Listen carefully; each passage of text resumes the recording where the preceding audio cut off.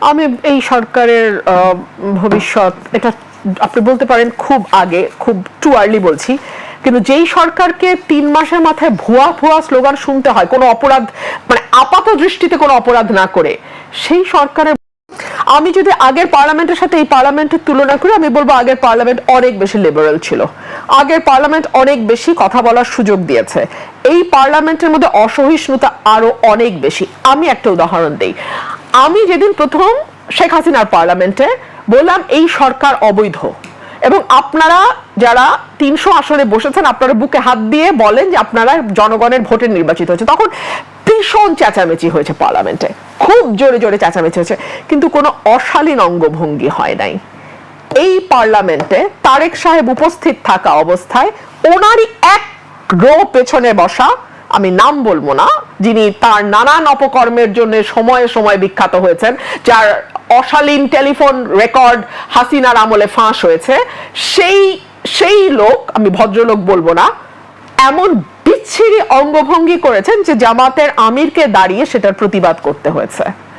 So আমি মনে করি যে এই পার্লামেন্টের অসহিষ্ণুতা আগের চেয়ে বেশি। এই পার্লামেন্ট খুব মজা, হাসিনা হয়েছিল 15 বছরে, আওয়ামী লীগ অ্যারোগেন্ট হয়েছিল 15 বছরে, তারপরেও আমি আওয়ামী লীগের লোকদের সঙ্গে তো টকশোতে বসতাম, মন্ত্রীবিদের সাথেও বসতাম। আমি এখনকার এমপিদের, দুদিন আগে আমি একটা ক্লিপ দেখছিলাম যেখানে একজন এমপি মঞ্জুরুল আলম পান্না ভাইকে খুব বাজেভাবে করে উনি উঠে গেছেন। তো আমরা তো অনেক ভয়াবহ কথা টকশোতে বলেছি, আমি তো আওয়ামী লীগের কোনো এমপিকে এত অ্যারোগেন্ট দেখি নাই, 1-2 ছাড়া। আমি বিএনপির মধ্যে অ্যারোগেন্স আরো অনেক বেশি দেখি। আমরা একটু দেখি আপনার কথা, ওই ক্লিপটা একটু দেখতে পারবো? যে আপনি কিন্তু কয়েকদিন আগে একটা সেমিনারে বলছেন যে আমরা দীর্ঘদিন দলীয় শাসন দেখেছি, এখনো তার ধারাবাহিকতা চলছে। একটু যদি এই ক্লিপটা দেখি তাহলে আলোচনা শুরু করতে পারি। নো, এটা না, আপনি টু দি পয়েন্ট ক্লিপ দেখান। আমরা এটা না, আমরা দীর্ঘদিন ধরে একদলীয় শাসন দেখেছি, এখনো তার ধারাবাহিকতা চলছে। আমরা আলোচনা করে এর ভিতরে ক্লিপটা আসলে ওইসে যে একটু দেখে একটু। দীর্ঘদিন একদলীয় শাসন দেখেছি, এখনো তার ধারাবাহিকতা চলছে। তখন বিএনপি জামাতকে খেলার মাঠের বাইরে রেখে একরকম ভাবে সংসদকে সাজানো হয়েছে, এখন আওয়ামী লীগ এবং বাম দলগুলোকে বাইরে রেখে আরেক ভাবে সংসদকে চালানো হচ্ছে। আর না দেখালাম, আপনার আরো বক্তব্য আছে। কেন এরকম মনে করেছেন? মানে এই একদলীয় ব্যবস্থায় চলে গেছে। নাম্বার 1, আপনি দেখছেন একদলীয় ধারাবাহিকতা। আওয়ামী লীগের প্রসঙ্গ আবার আমাদের চলে আসবে। আওয়ামী লীগকে কিভাবে বাইরে রাখার কি ভিতরে রাখার কোনো সুযোগ ছিল কিনা সেটাও আমি জানতে চাই। এই একদলীয় ধারাবাহিকতাটা যদি আমরা বুঝতে চাইতাম আপনার কাছে। আপনি যদি 14, 18, 24-এর 3টা নির্বাচন দেখেন, একটা একদলীয় নির্বাচন, একটা মধ্যরাতের নির্বাচন, একটা ডামি নির্বাচন। এর মধ্যে বিএনপি যেটাতে অংশ নিয়েছিল সেটাতেও বিএনপি মাত্র 6টি আসন পেয়েছে। সো এই নির্বাচনটি যে কোনো নির্বাচনই হয় নাই, এটা আওয়ামী লীগও জানে, আমরা সবাই কম বেশি জানি। সো ওই সংসদে যখন আমি গেলাম 18 সালে, আমার কাছে মনে হলো যে এটা তো আওয়ামী লীগ +1, মানে আওয়ামী লীগ আর জাতীয় পার্টিকে আমার আলাদা দল মনে হয় নাই, মানে আওয়ামী লীগ +1, একটা আওয়ামী লীগ +1, এটা জাতীয় পার্টি যে একটা আলাদা দল, আমি পরবর্তী ব্যাপারে জানতে চাচ্ছি। ওটার ধারাবাহিকতার পরে যখন আমরা 26-এর ইলেকশন হলো, এখানেও আপনি লক্ষ্য করে দেখবেন বিএনপি +1। মানে আপনি ধরুন 300 জনের একটা সংসদ, ট্রেড এগ্রিমেন্ট নিয়ে আলোচনার জন্য আমি একজন সদস্যকে পাই না, তাহলে এই সংসদটাকে আপনি একদলীয় বলবেন না তো কি বলবেন? 1। 2 হলো বাংলাদেশে হামে 500-র উপরে শিশু মারা গেছে। বাংলাদেশে তেলের জন্য কয়েকদিন আগেও হাহাকার হয়েছে, দাম বাড়ানোর সাথে সাথে লাইন উবে গেছে। অ্যাজ ইফ তারা তো, সরকার তো বলেছে তেলের মজুদ আছে, মজুদ যদি থাকে তাহলে লাইন কেন হলো সেটার যেমন জবাব নাই, আর যদি মজুদ না থেকে থাকে তাহলে দাম বাড়ানোর সাথে সাথে লাইন কোথায় চলে গেল সেটারও তেমন জবাব নাই। এই প্রশ্নগুলো তুলবার মতন, শক্তভাবে তুলবার মতন, মিউ মিউ করে না, শক্তভাবে তুলবার মতন আমি এনসিপির 2-1 ছাড়া আর কাউকে পেলাম না। আচ্ছা, 3 হলো বিদ্যুতের দাম। সরকার ক্ষমতায় আসতে না আসতেই আবার বাড়ছে বিদ্যুতের দাম। তেলের দাম আর বিদ্যুতের দাম যখন বাড়ে তখন আপনি মনে রাখবেন করলা, বেগুন, ঝিঙ্গা, পটল সবকিছুর দাম বাড়বে, সব সবকিছুর দাম বাড়বে। আপনি বাজারে যান, আমরা তো কারওয়ান বাজারের মধ্যেই বসে আছি, গিয়ে পিছনে খবর নেন 100 টাকার নিচে আপনি কোনো সবজি পান কিনা। বহু পরিবার আছে 6 মাস এক টুকরা মুরগির মাংস খায় নাই, গরুর মাংস তো চোখেই দেখে নাই, বাদ দিলাম। তো এইরকম অবস্থায় যখন আপনি তেল আর বিদ্যুতের দাম বাড়াবেন, মধ্যবিত্তের অবস্থা কি দাঁড়ায়? হাম নিয়ে কি হয়েছিল? আপনি তো কথা বলতে চেয়েছিলেন হাম নিয়ে কথা যখন বললাম, আমার কাছে মন্ত্রীকে বিরক্ত মনে হয়েছে। এই মন্ত্রী মহোদয় সজ্জন ব্যক্তি, মন্ত্রী হওয়ার আগে ওনার সঙ্গে আমার হর হামেশাই কথাবার্তা হতো। তো মন্ত্রী হওয়ার পর হয়তো উনি আর কি সেই মানে যাই হোক, মন্ত্রিত্বের তো একটা গরম আছেই। প্রধানমন্ত্রী বলেন না চেয়ার দিয়ে আগুন বেরোয়, তো প্রধানমন্ত্রীর চেয়ার যদি দাউ দাউ করে জ্বলে, মন্ত্রীদের চেয়ার যে একটু একটু মানে মাইক্রো ওভেনের কাজ করবে না তা তো না। তো মন্ত্রীদের চেয়ারও একটু একটু মাইক্রো ওভেনের কাজ করে, মন্ত্রীরাও একটু গরম হন। তো উনি খুব একটা কমফোর্টেবল ছিলেন না উত্তর দিতে, আমার মনে হয়েছে। মেবি আই এম রং। তো আমি ওনাকে বললাম, উনি বললেন এত ভয় দেখালে নাকি সবার হাম হবে, মানে রোগাক্রান্ত হয়ে যাবে। তাই আমি বললাম আমরা তো সাংসদের সামনে কথা বলি, 300 হামের রুগী নিয়ে না। সো এই যে একটা জবাবদিহিতার ল্যাকিং এবং দোষ চাপানো, এবং ভেরি ইন্টারেস্টিং, দেখেন এই সরকারটি কিন্তু ইউনূস সরকারের একটা প্রলম্বিত অংশ। আমি বলি কেন, আমি এ কারণেই বলছি প্রলম্বিত অংশ। এই সরকার আসার ঠিক 3 দিন আগে ট্রেড এগ্রিমেন্টের মতো একটা ভয়াবহ গোলামির চুক্তি বাংলাদেশে হয়েছে। যেই এগ্রিমেন্টটা নিয়ে ধরেন আমার মতন দুষ্ট লোক এটাকে গোলামির চুক্তি বলতেছে, নিজের পলিটিক্যাল ফিউচারের কথা চিন্তা না করেই বলতেছে। বাকিরা এটা নিয়ে আলোচনা, দুষ্ট না বোকা লোক, বোকা বোকা বোকা কাম দুষ্ট। কারণ আমার আসলে আমি কখনো আমি আপনাকে এটা সাইডলাইনে আরেকটা কথা বলি, এইবার মন্ত্রী হওয়ার পর দেখলাম প্রতিমন্ত্রীরা প্রধানমন্ত্রী গাড়ির পিছনে দৌড়ায়। বেশ, মানে আমি 3টা প্রতিমন্ত্রীকে দেখছি প্রধানমন্ত্রী গাড়ির পিছনে দৌড়াতে। মানে মন্ত্রী হতে হলে যদি আত্মসম্মানবোধ বাদ দিয়ে এখানে নামতে হয়, খোদা যেন আমাকে বাংলাদেশে কোনোদিন মন্ত্রী না করে। ইন্ডিপেন্ডেন্ট এমপির সম্মান অনেক বেশি, খোদা যেন আমাকে কোনোদিন মন্ত্রী না করে, যেখানে আমাকে একজন ব্যক্তির গাড়ির পিছনে, টিসিবি ট্রাকের পিছনে দৌড়ানোর মতন, অভাবী মানুষের মতন আমাকে দৌড়াতে বাধ্য করে। আমি এর চেয়ে খারাপ ভাবে আর কিছু বললাম না। আমরা শুনবো আপনার কথা, আরো অনেক বিষয় রয়েছে। আমি ওটাতে শেষ করি যে এই বিষয়গুলো নিয়ে আলোচনা করবার সাহস সংসদে 2 দলের এক দলও করলো না, মানে বিএনপি এবং জামাতের কেউ সাহস করলো না। তার মানে এটা হচ্ছে ইউনূসের একটা প্রলম্বিত অংশ। ইউনূসের খলিলুর রহমান এই সরকারের পররাষ্ট্রমন্ত্রী, মানে বিএনপি এতই অযোগ্য পার্টি যে যারা গত 25 বছরে তাদের 20 বছর ধরে বিরোধী দলে থাকা অবস্থায় তাদের একটা পররাষ্ট্রমন্ত্রী ঠিক করতে পারে নাই। সো খলিলুর রহমানকে তাদের পররাষ্ট্রমন্ত্রী বানাইতে হইতেছে। চিন্তা করেন এইটা ইউনূসের অংশ, যে সরকারের তথ্য উপদেষ্টা ডক্টর জাহিদুর রহমান বলছে যে না না আমরা বিশ্বাস করতে চাই যে ইউনূস সরকারের সময় শিশুদেরকে হত্যা করার উদ্দেশ্যে টিকা বন্ধ হয়েছে, বিষয়টি এমন নয়। আরে বোকা, ছাগল শব্দটা নাই বললাম মিডিয়াতে, কেউ তো হত্যার উদ্দেশ্যে করে না, কিন্তু যখন তার গাফিলতি এমন পর্যায়ে যায় যেটাকে বলা হয় রেকলেসনেস আইনের ভাষায়, যে এমন পর্যায়ে রেকলেসনেস যে যেটা অবধারিতভাবে মৃত্যু নিয়ে আসবে অন্য মানুষের, এবং সেটা তোমার না বোঝাটা বা সেইটাকে পাত্তা না দেওয়াটা তোমার এমন রেকলেসনেস যেটার জন্য তুমি হোমিসাইডের অপরাধী হতে পারো। জি, আমি বিরতিতে যেতে চেয়েছিলাম, তো আর একটা প্রশ্ন না করে আর যেতে পারছি না। তো অযোগ্য দলটি সম্পর্কে যখন বিএনপিতে ছিলেন তখন টের পাননি? না, তখন পাই নাই। কেন? তখন তো তারা ছিল মজলুম, তাদের গুম করে, তাদেরকে গিয়ে বিচার বহির্ভূত ভাবে হত্যা করে, তাদের নামে হাজার হাজার মামলা হয়, তারা বছরের পর বছর জেলে থাকে, বাপ মার জানাজায় আসার আগে হাতে হ্যান্ডকাফ পরায় আসে, এগুলো তো সত্য। সো তখন যদি আমি এই বিষয়গুলোতে কথা না বলতাম, তাহলে আজকে তো আমি এই সত্য উচ্চারণ করতে পারতাম না। তখনও আমি সত্য উচ্চারণ করেছি, গেছে বিএনপির পক্ষে, আজকেও আমি সত্য উচ্চারণ করছি, গেছে বিএনপির বিপক্ষে। আমি কি করব বলেন? রুবিন ফারহান এটা করবেই, আমি করবই, কোনো ভয় নাই। আমার বাবাকে আমি এইটাই দেখেছি। আমি জীবনে আমি যখন রাজনীতিতে এসেছি, আমি সচেতন ভাবে সিদ্ধান্ত নিয়েছিলাম আমি আমার বাবা হব না, আমি কোনোভাবেই আমার বাবার মতো হব না। কিন্তু আমি যত দিন যাচ্ছে আমি যতই মানে আমার বয়স যত বাড়ছে, আমি যত ধীরে ধীরে আমার জীবনের শেষ দিকে যাচ্ছি, আমি দেখতে পাচ্ছি আমি আসলে আমার বাবাই। এবং নির্বাচনে যখন দাঁড়িয়েছেন তখন এটা আরো স্পষ্ট হয়েছে। আরো স্পষ্ট হয়েছে, মানে আমি আসলেই অলি আহাদ সাহেব, আমার এখান থেকে আমার মুক্তি নাই। শুনবো আপনার কথা আরো। দর্শক, ফ্যাক্ট চেকে এবার একটি বিরতি নিচ্ছি, ফিরবো একটু পরেই, সঙ্গে থাকুন। দর্শক, বিরতির পর ফিরে এলাম ফ্যাক্ট চেক নিয়ে। আমাদের সঙ্গে আছেন ব্যারিস্টার রুমিন ফারহানা এমপি। একটু বলে রাখি, তিনি কিন্তু ব্রাহ্মণবাড়িয়া 2 আসন সরাইল আশুগঞ্জ, সেখান থেকে তিনি নির্বাচিত হয়েছেন স্বতন্ত্র, সেটা আপনারা আগেই জানেন। সেখানে কিন্তু আপনাকে তো বিএনপি থেকে বহিষ্কারও করা হয়েছিল আপনি স্বতন্ত্র নির্বাচন করার জন্য। তো বহিষ্কারের সময় আপনার কেমন লেগেছে সেটা একটু শুনে আমরা ঢুকি। আপনি তো বিএনপি থেকে তো স্বাভাবিকই মনোনয়ন আশা করবেনই, স্বাভাবিক, আমি তো সেটা অস্বীকার করার উপায় নেই। জি, আমি বলি, দফায় দফায় কিন্তু 3 বার মনোনয়ন ডিক্লেয়ার হয়েছে। প্রথমে একগুচ্ছ, আমার নাম নাই। সেকেন্ড রাউন্ডে আরেক গুচ্ছ, আমার নাম নাই।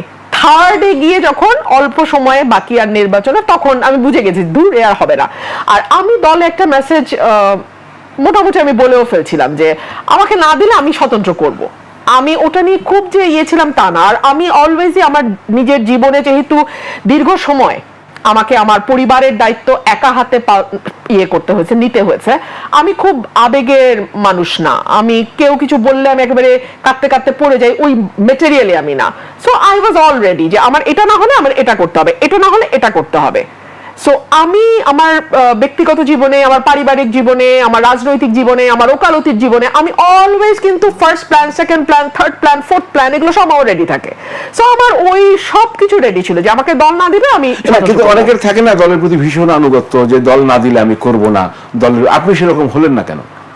না, আনুগত্যের জন্য আমি দেখতে পাচ্ছি যে আমাকে জবাই করার হচ্ছে। আমি অত উদার না যে গলা পেতে দিয়ে বলবো যে মানে দিয়েছো কলসির কানা তাই বলে প্রেম দেব না। আমি ওই ক্যারেক্টার, আমি ওই মানুষই না। আমি জান দিয়ে করেছি দলের জন্য এক সময়, তারপরে যদি দল মনে করে হাত মুছে ফেলবে, তাহলে এই দল তো যে কোনো সময় আমার সাথে যে কোনো কিছু করতে পারে। ভবিষ্যতের পলিটিক্যাল গন্তব্য কি হবে? আপনার তো এখনো দল নাই, মানে কোন দলে যোগ দেওয়া বা অন্য দলে যোগ দিলে আপনার কথা বলার এরিয়া বাড়বে, অথবা নতুন দল গঠন করা, তৃণমূল তো হইতেই পারে, কংগ্রেস ধরেন। আর এখন তো নানা দল হচ্ছে, জনতা পার্টি হচ্ছে, সেটা ব্যাপক জনপ্রিয় হচ্ছে। দেখা যাচ্ছে কংগ্রেস এবং বিজেপির ফেসবুকে যত ফলোয়ার আছে তার চেয়ে কয়েক গুণ বেশি এই সিজেপি অল্প কয়েকদিনে তার চেয়ে বেশি ফলোয়ার পেয়ে গেছে। তো আমি পরিকল্পনা নিয়ে আপনাকে এটুকুই বলবো যে 2024-এর 5ই অগস্টের আগে আপনি কি ভাবতে পেরেছিলেন যে আপনি ঠিক 2 বছরের মাথায়, 2 বছর না 1.5 বছরের মাথায় আপনি জানবেন যে আমি বিএনপির আর অংশ নই? ভাবতে পারেন নাই। আমরা কি কেউ ভাবতে পেরেছিলাম যে দেশনেত্রী বেগম খালেদা জিয়ার মৃত্যু হবে সকালে আর বিকাল বেলা আমাকে বহিষ্কার করা হবে? মানে যখন রাষ্ট্রীয় শোক চলছে তখন বহিষ্কার করা ভাবিনি। সো আমি না ভবিষ্যৎ সবসময় ঈশ্বরের হাতে দেখি। এটার মধ্যে আপনার আমার কোনো শেয়ার নাই। আমি আমার কাজটা করে যাব। সো আমার কাজ রাজনৈতিক চর্চা করা, এলাকায় যাওয়া, এলাকার জন্য কাজ করা, এলাকার মানুষের সাথে থাকা, ওটাই আমার রাজনীতি। আমি ওটা করছি। ভবিষ্যৎ আল্লাহর হাতে। এবার আমরা শেখ হাসিনা একটু ফিরে আসি। শেখ হাসিনা যে দেশে ফিরে আসবেন, এবার কিন্তু বিভিন্ন জায়গায়, আমি আপনাকে বলে রাখি, অনেকে আবার শপথ নিচ্ছেন। আমি দেখলাম লন্ডনে সমর রেজাউল করিম, যে তিনি লন্ডনে এখন আছেন, যিনি মন্ত্রী ছিলেন এখানকার, ওখানে পালিয়ে গেছেন, তারা শপথ নিচ্ছেন আমরাও ফিরে আসবো। বিভিন্ন জায়গায় মিছিল বের হচ্ছে, সেটা আমরা বলবো। কিন্তু আমাদের দেশের 2 জন মন্ত্রী, একজন উপদেষ্টা আর একজন মন্ত্রী রিয়াকশন দিয়েছেন। যেমন ডক্টর জাহিদুর রহমান বলেছেন শেখ হাসিনা দেশে ফিরলে তার প্রতি এক্সট্রা জুডিশিয়াল কিছু করা হবে না। আমরা পরপর 2টা ক্লিপই দেখবো। আর স্বরাষ্ট্রমন্ত্রীও কথা বলছেন, তিনি বলছেন আইনিভাবে তো আমরা ফেরত চাই। আমরা শুনি না 2টা কি বলতে চেয়েছেন তারা। শেখ হাসিনাকে আমরা ক্ষমতা থেকে হটাতে চেয়েছি কারণ তিনি ইনসাফ করেননি। একটু মূল্যের খেয়াল করবো আমরা, পরবর্তী যে বাংলাদেশ তৈরি হয়েছে তার প্রধান উদ্দেশ্য হচ্ছে ইনসাফ থাকবে, আমাদের শত্রুর প্রতি ইনসাফ থাকবে, শেখ হাসিনার প্রতি আমাদের ইনসাফ থাকবে। শেখ হাসিনা যদি আসে বাংলাদেশে বেরো, তাকে কোনো এক্সট্রা জুডিশিয়াল কিছু আমরা আসলে করবো না। আমাদের কাছে প্রতিজ্ঞা কি, আমরা জুডিশিয়ালি করবো। ওনার বিচার হয়েছে, ওনাকে ডিফেন্ড করতে আবার দেওয়া হবে, তাতে তার মৃত্যুদণ্ডাদেশ যদি তিনি মুক্তি পান, টেকনিক্যালি বলছি, সেটা আমরা মানবো। আর যদি না হয় সেটা কার্যকর হবে। এটাই হচ্ছে ইনসাফ, কারণ মৃত্যুদণ্ড হওয়া কিন্তু ইনসাফ। আমরা তো তাকে ফেরত চাই, আইনিভাবে চাই। পররাষ্ট্র মন্ত্রণালয়ের মাধ্যমে আমরা অনুরোধ করেছি, এক্সট্রাডিশন চুক্তি অনুসারে অনুরোধ করেছি, আমরা শেখ হাসিনাকে ফেরত চাই এবং আমরা চাই তিনি মামলা ফেস করুন। জি, আমরা যে রিপোর্ট পাচ্ছি তাতে উনি মামলা ফেস করতে চান, দেশে ফিরবেন। আবার নিষিদ্ধ কার্যক্রম নিষিদ্ধ আওয়ামী লীগের নেতাকর্মীদের ভিতরে এক ধরনের আমরা লক্ষ্য করছি, আপনার এলাকায় সম্ভবত তারা মিছিল বের করেছিল, আমি সেটাই যাব। এই দুজনের বক্তব্যে কি বুঝলেন? আচ্ছা, জাহিদুর রহমান বলছেন এক্সট্রা জুডিশিয়াল কিছু হবে না। এক্সট্রা জুডিশিয়াল কি? What is extra judicial? Extra judicial বলতে আমরা বুঝি বিচার বহির্ভূত হত্যা, আমরা বুঝি গুম, আমরা বুঝি হেফাজতে নিয়ে নানান রকম নির্যাতন। উনি আসলে কি বোঝাতে চেয়েছেন? What does he mean by extra judicial? এক। দুই হচ্ছে শেখ হাসিনা ট্রায়াল শেষ হয়েছে, মৃত্যুদণ্ড দেয়া হয়েছে, আপিলের সময় শেষ হয়েছে, তাহলে এখন ওনার জুডিশিয়াল জায়গাটা কোথায় আছে? Appellate division? ওনাকে তো ফিরে যদি উনি আসেন, আমি একদম আইনের ছাত্রী হিসেবে এটুকু বলতে পারি, আসার সাথে সাথে ওনাকে কারাগারে যেতে হবে। সেই কারাগার কি প্রস্তুত হয়েছে? আচ্ছা, আইনি ভাবে ফেরত চায় বলছে স্বরাষ্ট্রমন্ত্রী। একটা নোট ভার্বাল দেয়া ছাড়া আইনি কোনোভাবে ফেরত চাওয়া হয়েছে বলে আমাদের জানা নাই। তবে স্বরাষ্ট্রমন্ত্রী যেহেতু অনেক বিজ্ঞ ব্যক্তি, যিনি তার ডিপার্টমেন্ট বা তার মন্ত্রণালয় ছাড়া অন্য মন্ত্রণালয় এবং বিশেষ করে আইন মন্ত্রণালয়ের ব্যাপারে অতি দক্ষ, সুতরাং আইনমন্ত্রী যে কথা বলার কথা ছিল সে কথা স্বরাষ্ট্রমন্ত্রী বলছেন যে আইনিভাবে ফেরত চেয়েছি। আইনিভাবে তো আইনমন্ত্রী বলবে যে আইনিভাবে আমরা, উনি একটা ওপিনিয়ন দেবে আইন মন্ত্রণালয় থেকে, এই ওপিনিয়ন অনুযায়ী বাকি কাজটা পররাষ্ট্র মন্ত্রণালয় করবে। এখানে স্বরাষ্ট্র আসলো কি করে? আপনি আমাকে একটু বুঝায় বলেন, আমি বুঝি নাই। মানে স্বরাষ্ট্র তো এখানে, উনি তো বাংলাদেশে নাই যে ওনাকে ধরা না ধরা, ওনার বিরুদ্ধে কিছু করা না করা, ইট হ্যাজ বিন ওভার, এটা শেষ। এখন আইনমন্ত্রী বলবেন যে আইনিভাবে আমরা ওপিনিয়ন দেবেন কিভাবে চাইতে হবে, সেই ওপিনিয়ন ওয়াইজ যে আইন অনুযায়ী চাওয়া যায় সেই ওপিনিয়ন ওয়াইজ পররাষ্ট্র এটাকে হ্যান্ডেল করবে। যাই হোক, এখন এটা তো মানে বোঝার চেষ্টা করছি, মানে এটা কি আলোচনা হচ্ছে কেন? আপনি শোনেন, ভয়ে ভয়ে ধরেন শেখ হাসিনা সত্যি সত্যি ফিরলো, কথার কথা, সবচেয়ে বেশি বেকায়দায় কে পড়বে আমারে বলেন? পড়বে এই সরকার। তারা না পারবে এক্সিকিউট করতে ফাঁসি, তখন চারপাশে চিৎকার উঠবে এক দলের যে রায় কার্যকর করা হোক, আর রায় কার্যকরের ন্যূনতম আভাস পেলে আরেক দল যে কিভাবে মাঠে নামবে, এইটা কি এই সরকার বোঝে না? এই সরকার স্টানবাজি করে, এই সরকার বালখিল্যতা করে, এই সরকার চটুল ব্যাপারে মানুষের সদয় দৃষ্টি আকর্ষণ করার চেষ্টা করে, কিন্তু একেবারে এত বোকা তো না যে এই সরকার এটা বুঝে না। তো শেখ হাসিনা যদি বাংলাদেশে এই মুহূর্তে আসে, বা এই বছর, এই মুহূর্তে মানে এই বছর, আমি দুঃখিত, এই বছরের মধ্যে ফেরে বা যখনই ফিরুক, বিএনপি যদি ক্ষমতায় থাকে, তার চেয়ে বেশি বিপদে আর কেউ পড়বে না, স্বয়ং আওয়ামী লীগও পড়বে না। শীর্ষ নেতৃত্ব থেকেও তো বলা হচ্ছে যে একটি দল তলে তলে যোগাযোগ করে, মানে হ্যাঁ, আপনি যখন আমি এটা আজকে শুনলাম 86 এবং 96 এর উদাহরণ টানা হয়েছে, সুস্পষ্ট যে জামাতের সাথে আওয়ামী লীগের একটা আতাত বা এক ধরনের সম্পর্কের ইঙ্গিত করা হচ্ছে। বাংলাদেশে এটাও একটা নতুন ব্যাপার, আজকাল না ভাসুরের নাম কেউ মুখে নেয় না। মানে জামাতের আমির অনেক বদনাম করবে বিএনপির, কিন্তু বিএনপি শব্দটা উনি কিছুতেই বলবে না। আবার একইভাবে বিএনপিও কিন্তু জামাতকে আর এই ইশারায় অনেক কথা বলবে, মানে অনেকটা কি বলবো বলেন, ভাসুরের নাম মুখে নেওয়া যায় না, আর প্রেম হলে টিনেজে যখন একজন একজনের সঙ্গে দেখা হয় নানান রকম আরে ইশারা ইঙ্গিতে কথা চলে। তো বিএনপি জামাতের সম্পর্কটা এখন অনেকটা ওই রকম, আরে ইশারায়। আরে ইশারার দরকার নাই, যে কথা উনি বুঝাইতে চাইছেন সেটা হচ্ছে আওয়ামী লীগের সাথে জামাতের একটা ঐক্য হতে যাচ্ছে। হতেই পারে, মানে হলে তো খুব অবাক হওয়ারও কিছু নাই, হতেই পারে ঐক্য। রাজনীতিতে তো শেষ কথা বলে কিছু নাই। আমি একটু আপনার একটা বক্তব্য যদি এখনো দেখানো যে আমি দেখাবো, তারপরে আর একটু এটা ফ্যাক্ট চেক করতে চাই। আপনি মব ভায়োলেন্সের কারণে বিচারপতিরা এখনো স্বাধীনভাবে জামিন দিতে পারেন না। ভিডিওটা যখনই আসতে পারবে আমরা দেখব, দেখার পরে আমার প্রশ্ন আছে আপনার কাছে।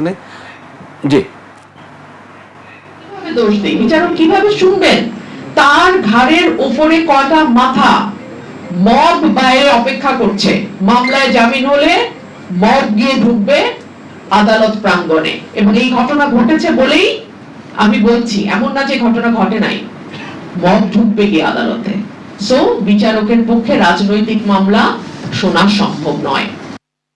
যেটা আপনার কাছে এর সাথে আমি যেটা যুক্ত করতে চাই, আপনি আপনার বক্তব্যে আরো একটা জায়গায় বলেছেন যে ওই যে মুখোশ বেঁধে যে নিষিদ্ধ ঘোষিত আওয়ামী লীগ বা ছাত্রলীগের আপনার এলাকায় মিছিল হয়েছিল, এখন কারা সেটা তো আপনি বলছেন বোঝা যায় না, তবে সেখানে আমরা মামলা দিয়েছি দুশোর বিরুদ্ধে।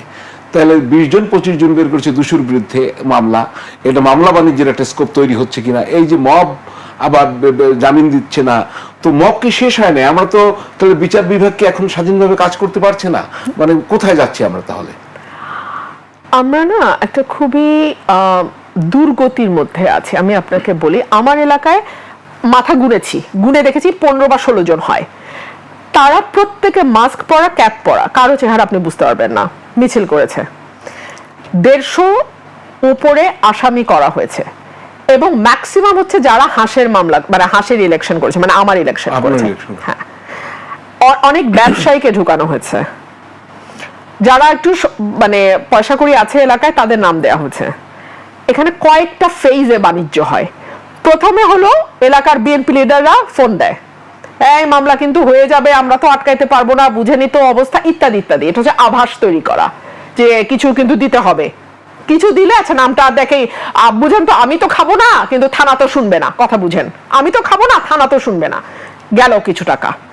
দ্বিতীয় ফেজটা হচ্ছে মামলা থেকে নাম কাটাবো, কিছু টাকা দেন, আমি তো খাবো না থানাতে শুনবে না, কথা বুঝেন, এই দ্বিতীয় ফেজের টাকা। 3 নম্বর ফেজ হলো, ঠিক আছে এখন তো কাটাতে পারলাম না, আচ্ছা দেখি জামিনের ব্যবস্থা কি করা যায়। দেখা যাবে বিএনপির লয়ারে গিয়ে ওই জামিনে দাঁড়ায় গেছে। মানে কতগুলো ধাপে ব্যবসা হচ্ছে আপনি চিন্তা করেন। এটা শুধু আমার এলাকার কথা না, এটা বাংলাদেশের বহু এলাকার কথা। আপনি মবের কথা বলছেন, কিছুদিন আগে আমার এলাকায় আমার যিনি জুডিশিয়াল ম্যাজিস্ট্রেট আছেন উনি আমাকে একটা ভিডিও পাঠিয়েছেন, যে আপনি দেখেন ঝিনাইদহ বা কোথাও মানে কোন একটা জেলা আদালত, যেখানে জামিন দেওয়ার পরে সরকার পক্ষের লোকজন গিয়ে, বিএনপির পক্ষের লোকজন গিয়ে তাণ্ডব চালাইছে আদালতের ভিতরে। সো এই হলো এখন অবস্থা। সারা হোসেন কিছুদিন আগে বলতেছে যে জামিন, এবং আমি তো এখন গত 2 বছর 3 বছর ধরে আমি রেগুলার কোর্টে যখন যাচ্ছি, আমি দেখতে পাচ্ছি ধরেন একটা কোর্ট একটু রিলিফ দেয়, মন বড়। আমার সিনিয়র রফিকুল হক একটা কথা বলতেন, মন বড় না হলে জজ হওয়া ঠিক না। তো মন বড় হয়তো রিলিফ একটু বেশি দেয়, 2 দিন পরে ওই জজের পাওয়ার চেঞ্জ করে দেয়া হয়, অন্য বেঞ্চ দিয়ে দেয়। ধরেন যার ক্রিমিনাল জুরিসডিকশন তাকে রিট দিয়ে দিল, যার রিট জুরিসডিকশন তাকে সিভিল দিয়ে দিল, যার সিভিল জুরিসডিকশন তাকে হয়তো ক্রিমিনালে নিয়ে আসলো, মানে বেঞ্চ বদলায় যায়, তার পাওয়ার সরায় দেয়। সো জজরা বেশি রিলিফ দিতেও ভয় পায়। 2 হচ্ছে, আমি শুনলাম পলিটিক্যাল মামলায় জামিন হবে না। হোয়াট ইজ পলিটিক্যাল মামলা? এই যে এই প্রোগ্রামটাতে আমি প্রশ্ন করেছিলাম, যে ওটা তো একটা সুপ্রিম কোর্টের লয়াররা ছিলেন, অনেকেই উপস্থিত। আমি বলেছিলাম যে আমি তো কোনো বইয়ে কোনোদিন পলিটিক্যাল মামলা বলে আলাদা কোনো মামলার শ্রেণী বিন্যাস শুনি নাই, আপনারা কি শুনেছেন? সমস্যাটা সবাই বলেছেন আমরা কেউ শুনি নাই। কিন্তু এখন পলিটিক্যাল মামলা এই কথাটা কোর্টে আপনি প্রচুর শুনবেন, যে এইটা পলিটিক্যাল মামলা, তাহলে কিন্তু ভাই এই কোর্ট জামিন দিবে না, তাহলে আরেক কোর্টে যাও, ওই কোর্টও দিতে চায় না, আরেক কোর্টে যাও। আচ্ছা পলিটিক্যাল মামলা যদি হয়, কেউ কেউ আছে উদার জাজ, তারা বলে পদ পদবি আছে। আচ্ছা ওই লোকের যখন পদ পদবি ছিল আওয়ামী লীগের, তখন তো আওয়ামী লীগ নিষিদ্ধ সংগঠন ছিল না, আপনি কথাটা বুঝেন। আরে আমি কি বলবো আপনাকে, শিরিন শারমিন চৌধুরী খুনের মামলায় কারাগারে যায়। আমি এরকম বলতে পারি, যেমন আমরা কিন্তু প্রচুর সমালোচনা করছি দেশব্যাপী, এটা সমালোচনা হয়েছে যখন মির্জা ফখরুলকে এই ধরনের অবিশ্বাস্য মামলায় আসামি করা হয়েছে। তো একই ঘটনা যখন আবার রিপিট হয়, তখন তো আমার মতো আপনার মতো বা আরেকজনের মতো যারা কোন দলের পদে নাই, তারা তাদের মধ্যে প্রশ্ন আসে যে তাহলে আওয়ামী লীগের কি সমস্যা ছিল, একই ঘটনা যদি এখন আবার হয়। মানে সেম সিনারিও কেন ক্রিয়েট হয়? What is the problem in your politics? আপনি কোথায় সমস্যাটা খুঁজে বের করেন? আমরা তো এই জায়গাটা চাচ্ছিলাম না। আমার কাছে সবসময় মনে হয় যে এখন যেই সময়টা আমরা পার করছি, সেটা হচ্ছে ইনকম্পিটেন্ট আওয়ামী লীগের সময়। মানে আওয়ামী লীগ যেটা করেছে with full confidence and competence, দুটা নিয়ে করেছে। ফুল কনফিডেন্স অ্যান্ড কম্পিটেন্স দুটা নিয়ে করেছে। এখন না আছে কনফিডেন্স, না আছে কম্পিটেন্স, না আছে ক্যাপাসিটি, না আছে এবিলিটি, কিন্তু ওই ভাইসেস গুলো সব আছে উইদাউট দ্য ভার্চুস। পাটোয়ারিকে ঝিনাইদহে তো মামলা, আপনি জানেন তো, হামলা হয়েছে এবং সে বোধহয় মামলা পরে করতে পারছে কিনা জানি, শুধু মামলাও করতে কিন্তু তাদের অনেক সময় নিতে হচ্ছিল। না, আপনি বিএনপি না করলে তখন মামলা টামলা করতে পারবেন নাসিরুদ্দিন না। পাটোয়ারির এত কথা সোজা বলছি, নাকি জি। মামলা করা থানায় গিয়ে? আমার উপরে যে মব ভায়োলেন্স হয়েছে 21শে ফেব্রুয়ারি, আমি অলি আহাদ সাহেবের মেয়ে, আমি সরিয়ে রাখলাম, আমি এলাকার নির্বাচিত এমপি, আমি এলাকার নির্বাচিত এমপি। এই যে আমাদের স্বরাষ্ট্রমন্ত্রী পৃথিবীর সকল বিষয়ে জ্ঞান রাখেন, ওনার কি উচিত ছিল না যে 21শে ফেব্রুয়ারির পরে 22শে ফেব্রুয়ারিতেই থানায় মানে খবর নিয়ে একটা ব্যবস্থা করা? শুনেন, আমি আপনাকে বলি, আপনি যখন চেরি পিকিং করবেন জাস্টিস করার সময়, রামি স্যার বাসায় যাবেন, শার্ট ইন করবেন না, এলোমেলো বেশে যাবেন, আপনি কিন্তু ওই ভুয়া শুনে ধাওয়া খাবেন। কারণ মানুষ কিন্তু এগুলো খায় না। আপনি মনে করেন মানুষ খায়, এটা কিন্তু 91 সাল না, এটা 2001 সাল না, এটা 2026। মানুষ কিন্তু ওইসব স্টানবাজি খায় না। সো এই যে আপনি যদি আইনের শাসন প্রতিষ্ঠা করতে চান, যদি না চান তাহলে ভিন্ন আলাপ, তখন আপনাকে মানুষ ওইভাবেই হ্যান্ডেল করবে। আইনের শাসন যদি প্রতিষ্ঠা করতে চান, আপনি ভিকটিমের পরিচয়, তার মানে কোনো কিছুর দিকে আপনি তাকাতে পারবেন না। সে বাংলাদেশের নাগরিক, তার উপরে হামলা হয়েছে, সে যেই হোক না কেন, আপনাকে হামলাকারী যেই হোক না কেন, তাকে আপনাকে আইনের আওতায় আনতে হবে। না হলে আপনি এইসব ওই শার্ট ইন না করে গিয়ে স্টানবাজি করতে পারেন, কিন্তু এর বেশি কিছু আপনি পারবেন না। আমরা শুনবো আপনার এই কথা, আরো শুনবো। দর্শক, ফ্যাক্ট চেকে আরো একটা বিরতি নিচ্ছি, ফিরবো একটু পরেই, সঙ্গেই থাকুন। দর্শক, বিরতির পর আবারও ফিরে এলাম ফ্যাক্ট চেক নিয়ে। আপনাদের সঙ্গে আছি আমি হারুন রশিদ, আর ফ্যাক্ট চেকে রয়েছেন ব্যারিস্টার রুমিন ফারহানা এমপি। আপনাকে আবারও স্বাগত জানাচ্ছি। পার্লামেন্টের প্রথম অধিবেশন, সেই আপনি বক্তব্য দিয়েছিলেন, প্রথম বক্তৃতা যেটা, লাল শাড়ি পরে, আমরা দেখি একটু আপনি কি বলেছিলেন। জি। আমি আরো ধন্যবাদ জানাই বিএনপিকে আমাকে মনোনয়ন না দেবার জন্যে। আমাকে মনোনয়ন না দেওয়ার কারণেই আমি বুঝতে পেরেছি বাংলাদেশের টেকনাফ থেকে তেঁতুলিয়া কত লক্ষ মানুষের ভালোবাসা, দোয়া, সহযোগিতা আমার পাশে ছিল। তাহলে বিএনপির মনোনয়ন পেলে কি আপনি ইলেকশন করতেন না?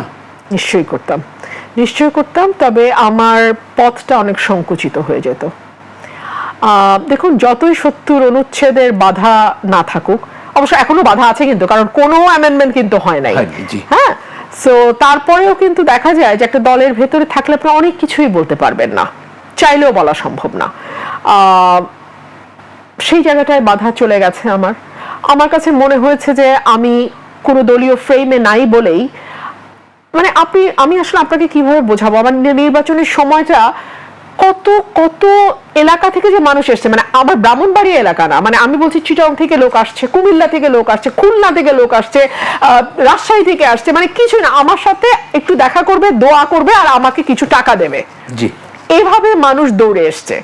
এবং কত শত ফোন কল যেটা আমার এলাকার বাইরে, যে আমাদের দোয়া আছে। এটা তো আসলে আমি দলীয় মনোনয়ন পেলে এই দোয়াটা হতো না। এটা আমি যে দল থেকে মনোনয়ন পাই না কেন, এই দোয়া তো আমি পাবো না। এই মানুষের দোয়া, ভালোবাসা, সমর্থন, এটা আমি বুঝতেই পেরেছি মনোনয়ন না পাওয়ার পর। তো যদি বিএনপি থেকে মনোনয়ন পেতেন, যদি এমপি হতেন, খুব স্বাভাবিক, বিএনপি থেকে পেলে একই রেজাল্ট দাঁড়াইতো, একদম, হ্যাঁ। তো মন্ত্রী হতেন, আরো ক্ষমতার উচ্চ জায়গায় যেতেন, কেমন হতো? আমি এটা বললে হয়তো অনেকে বলবেন যে হয়নি বলে বলছে। আমি এখন যা দেখছি, বিশেষ করে এখন, আমার আর বিশ্বাস করেন, আমার সত্যি, আমার ভবিষ্যতে আর কখনো আমি মন্ত্রী হতে চাই না। মানে যেই মন্ত্রীকে গাড়ির পেছনে দৌড়াতে হয়, এত নিচে নেমে গিয়ে যদি মন্ত্রিত্ব রাখতে হয়, আমি সেটা পারবো না।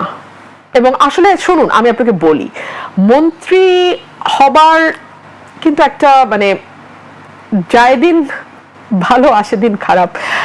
আস্তে আস্তে ক্রাইটেরিয়াগুলো এমন হয়ে যাচ্ছে যে আপনি যদি একেবারে পার্সোনাল স্লেভের মতো না হন না, তাহলে আপনি হয়তো জনপ্রিয়তা আছে, ঠিক আছে, একটা এমপি করে দেই কারণ দলে তো এমপি লাগবে, মানে একটা নির্দিষ্ট সংখ্যক এমপি না হলে তো সরকার গঠন করা যাবে না, কিন্তু মন্ত্রী তো চুজ করার একক পাওয়ার প্রধানমন্ত্রীর থাকে।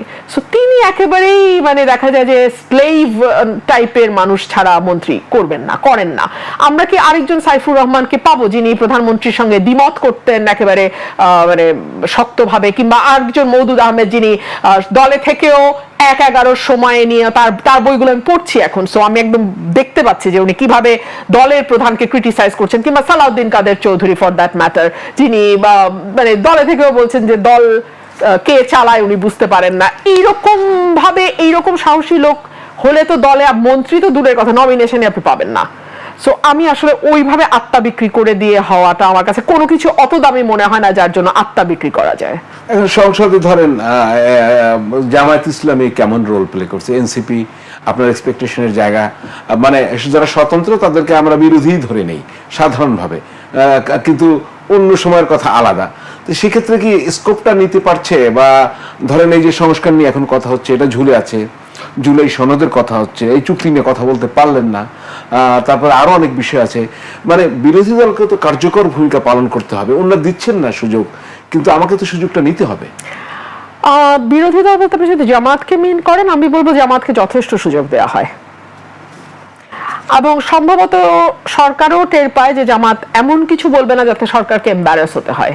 আমাকে মাইক দিলে এমন কিছু শুনতে হতে পারে যেটা সরকারকে এম্বারেস করবে, কিন্তু জামাতকে মাইক দিলে এমন কিছু হয়তো শুনতে নাও হতে পারে, বা শুনলেও আরো নরম ভাবে তাদেরকে শুনতে হবে, যেটা হয়তো অত হার্শলি তাদেরকে গায়ে লাগবে না।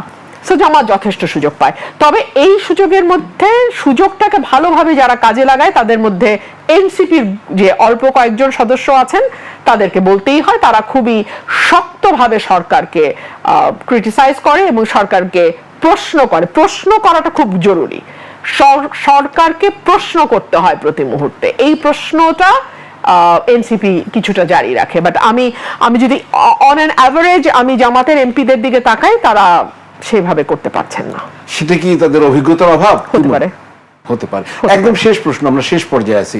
আপনি বললেন যে সংসদে প্রশ্ন করাটা খুব জরুরি, প্রশ্ন জারি রাখতে হয়, এনসিপি কিছুটা করছে, আপনাকে সুযোগ দেয়া হচ্ছে না, আপনি চেষ্টা করেও হাম নিয়ে কথা বলতে পারেন না, আপনি বাণিজ্য চুক্তি নিয়ে কথা বলতে পারেন না, পয়েন্ট অফ অর্ডারে তুলে হয় আপনাকে থামিয়ে দিতে হয়, আবার বলছেন যেটা আইনমন্ত্রীর কথা বলার দরকার সেটা বলে স্বরাষ্ট্রমন্ত্রী। তাহলে এই সংসদ এই অবস্থায় চললে, একদম লাস্ট অ্যান্সারটা চাই, আপনার ভবিষ্যতে আপনি কি দেখতে পান এই সংসদ নিয়ে?